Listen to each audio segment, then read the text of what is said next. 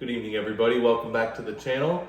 I have another weekly fragrance rotation video for you guys. This one is going to be on the week, I believe it was July 15th through the 21st, so we're kind of getting caught up now on these videos. Plan on posting another one hopefully tomorrow or Tuesday evening, and that'll get us caught up. So when I post again on hopefully Sunday evening, it'll be on the actual week that I wore them, and we'll be caught up from then on out. So Monday started off with Jubilation 25, just an absolute classic from the house of Amouage. Older boxing, great bottle, very complex. Get some smoked honey, blackberry, myrrh, frankincense, ambergris, clove. I mean, you look at what's in this fragrance, it seems like they have 40 different notes in there. Very complex, great job of blending without having the notes kind of dominate each other. Very difficult to do, to add that many things in one fragrance and get the final formulation right. So beautiful stuff, one of my favorites from the house of Amouage, and it's just an absolute classic at this time. I think it's been out for maybe 20 years or so, maybe a little bit more than that. So yeah, Jubilation 25, if you haven't tried it from the house of Amouage, you're definitely missing out. Wonderful stuff. So Tuesday, wore Dubai Platinum from the house of Bond number 9. I think it's second time appearing in a fragrance rotation video, mainly because it's a new fragrance, but also it's just really that good, guys. I mean, you got cedar, incense, oud, papyrus oil, pink pepper. It's just got a ton of really nice, spicy, dense ingredients to it. It's got some ginger for some freshness as well, but it's really just a very woody, spicy, and incense heavy fragrance without being too heavy and too overpowering. It's actually somewhat approachable. Papyrus oil really gives it a lot of depth in there as well. Learning I like that note more and more, the more fragrances I discover that have papyrus oil in there. And Dubai Platinum is definitely kind of a hidden gem in the Dubai lineup. I don't hear a lot of people speaking about it. I don't think a lot of people have tried it. It was not one of the original releases, so great stuff. Dubai Platinum was worn on Tuesday. Now Wednesday, we have the Xerjoff Holysym, or Holysym, depending on how you want to say it. Really green fragrance. I just had this in a video a little while ago on some of the favorite green fragrances. Extremely green, thyme, cade oil, like a pine, fir blossom sort of note in there. Tobacco, patchouli. Absolutely one of my favorite fragrances for that type of style. If you're in the mood to wear a green fragrance, 30% oil concentration, great development. If you haven't tried this one from the Chemi Blue lineup, I'm finding I like a lot. Not really so much from the normal Chemi lineup, but from the Xerjoff Chemi Blue lineup.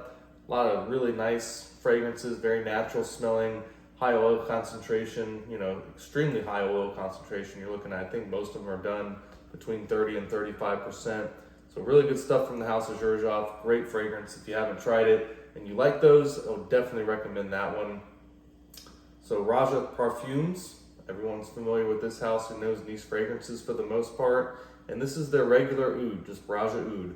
And it's more of the Middle Eastern version. You have the amber oud, which is a little more fruity and nutty and slightly more gourmand, I guess you could say. But this, more of the quintessential Middle Eastern rose and oud. It's also got leather, ambergris, rhubarb. The rhubarb plays a really nice transition between like the acidic citrus and rose opening. You get the rhubarb kind of playing into that leather, ambergris, and oud. Going to really nice, sweet, rich, slightly salty, woody, resiny base notes. Just absolutely gorgeous stuff. I've worn it a couple times in the high heat for summer, but definitely seems a little bit better suited for cooler weather. So it'll be interesting to see how different it smells just based on type of weather that you wear it in. And another one that fits that category is Birth of Venus, which I wore on Thursday. Actually, I think that was Friday. Yeah, Friday I wore Birth of Venus. Thursday was Raja Parfums Oud. But Birth of Venus, I kind of like this one for cooler weather because it's got a salted, chocolate, kind of gourmand note to it, but it's perfectly fine in summer or spring. It's got some very nice fruity and floral openings, just a great all year round fragrance. And it does, a lot like Bond number 9 West Side, smells a little bit different in cooler weather than warmer weather. Some of the notes stand out more. For this one, of course, in the warmer weather, the fruity and the floral notes seem to stand out more. Or in the winter time, cooler weather for me, when I wore this, you get a little bit more of that chocolate note. The fruits and the florals are sort of buried in there. So it's interesting to see how fragrances change kind of as time goes on and certain times of year that you wear them. Very, very cool. So 2 heavier fragrances, but I wanted to wear them because they were newer. But Bond Number 9, Andy Warhol Silver Factory, one of my favorite incense fragrances of all time. Lots of wood resins, very, very sweet. You know, it's got a sweet smoky note because all the wood resins, and of course, very incense heavy. Just think of very refined, like hippie head shop. You know, they just have the wood resins on there, for me, are somewhat similar to Governor Island, but it's not the same fragrance because this seems to be a lot more dense at that perfume concentration. And when you add the incense and some of the other notes in there, this really just goes to a nice, refined, woody sweetness. Again, heavy on the incense, but not overly smoky. Just an absolutely gorgeous fragrance. Seems to be getting better with age. I think this bottle is probably at least 10 years old, maybe more. I can't remember exactly when the last production of these were, but they haven't been available in quite some time. So I'm very happy to have this bottle. Now, Sunday, last day of the week, I wore Reckless Leather, newer acquisition for me from the house of Amouage. I've wanted this one in Wood Symphony for a while, but the notes on this one just got me, guys. I mean, it's got some really nice, sweet leather notes. It's got ambergris in there, some ambroxan as well, so you get some sweetnesses, and it's not really overly sweet. It's kind of like a maritime sweetness and a clean sweetness with the leather and the ambergris and the ambroxan, labdanum. I'll let you know on some other notes here. I got it right in front of me. So the notes on the top, I mean, it's a little bit different. It's pink pepper, galbanum, and nutmeg, and you don't get a ton of that pink pepper. Sometimes it can add like a dry spiciness, and you don't get a lot of that.